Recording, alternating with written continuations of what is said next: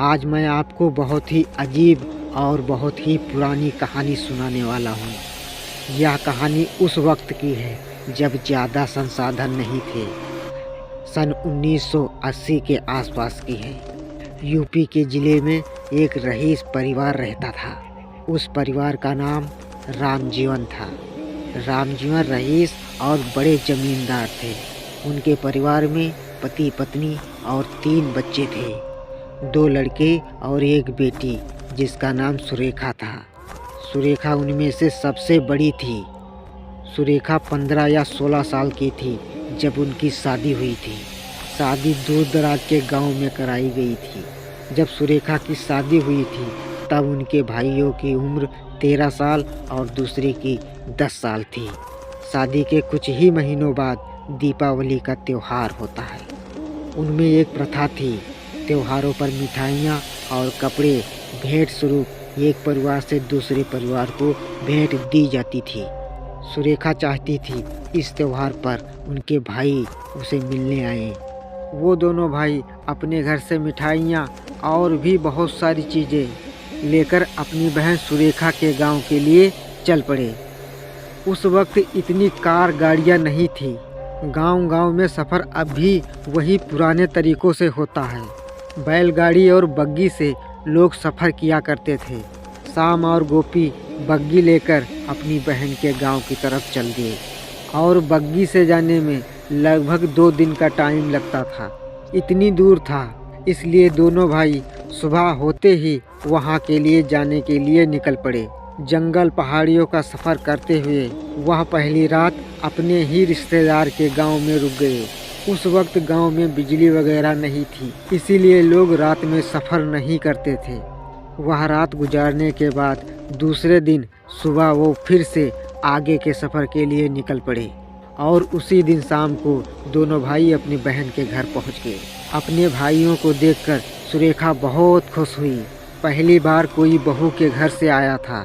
दोनों का वहाँ पर बहुत सम्मान किया गया।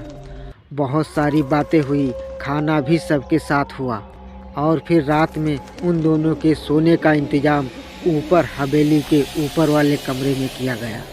कमरा बहुत बड़ा था और कमरे से बाहर निकलती एक गैलरी थी।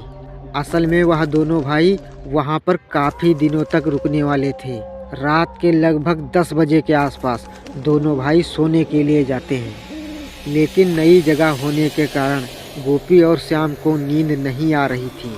वो दोनों भाई बातें करते करते बस बिस्तर पर पड़े थे। काफ़ी देर बातें करने के बाद गोपी की आंख लग जाती है। आधी रात हो चुकी थी। बाहर खूब घना अंधेरा था।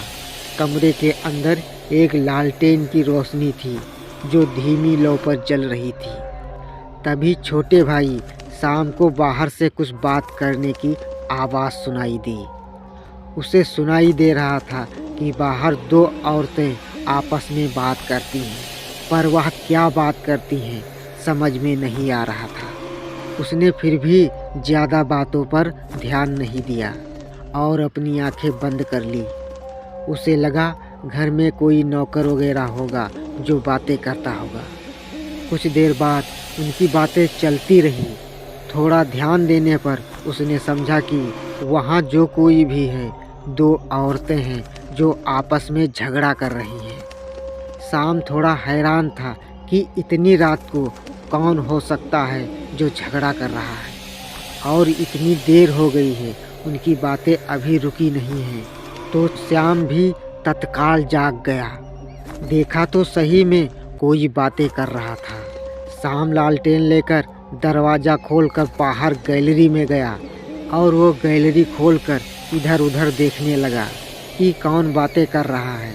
पहले तो उसे कुछ भी दिखाई नहीं दिया, लेकिन अब वो बातें साफ साफ सुनाई दे रही थी। उसे साफ साफ सुनाई दे रहा था कि 2 औरतें आपस में बहस कर रही हैं।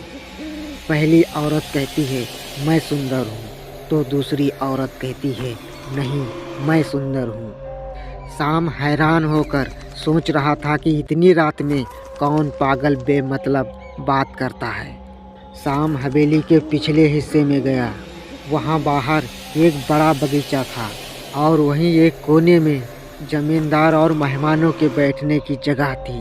वहीं पर लोग बैठकर चाय पिया करते थे। तभी शाम का ध्यान उस तरफ गया। वहाँ एक लालटेन जल रही थी और उसी की रोशनी में दो औरतें बैठी थी। दोनों औरतें पूरे श्रृंगार में थी, जैसे कोई शादी के जोड़े में होता है। और वहाँ पर बैठी औरतें आपस में बस उसी बात पर बहस कर रही थी कि कौन ज़्यादा सुंदर है। जैसे ही सामने लालटेन की रोशनी में उन्हें गौर से देखने की कोशिश की, उसी पल दोनों औरतों ने भी उसकी तरफ देखा और अचानक उससे कहा, क्यों लड़के, तुम भी बताओ हम दोनों में से कौन ज़्यादा सुंदर है। उनके अचानक देखने से शाम की भी हालत ख़राब हो गई।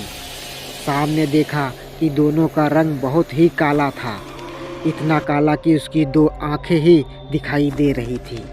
और उनकी अजीब आवाज़ सुनकर शाम की तो हालत ही ख़राब हो गई। वह इतना ज़्यादा घबरा गया कि भागता हुआ कमरे के अंदर चला गया और दरवाज़ा बंद कर लिया। गोपी ने पूछा, क्या हुआ, तुम वहाँ से भागकर क्यों आए हो। शाम डरकर लेट गया।